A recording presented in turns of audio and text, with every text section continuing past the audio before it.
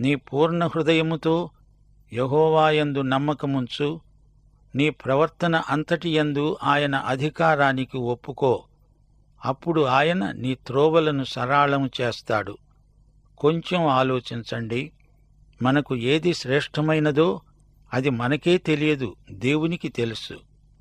దేవుడే సరైన తీర్పరి. మనకు కావలసింది ఏదో నిర్ణయించవలసిన వాడు దేవుడే.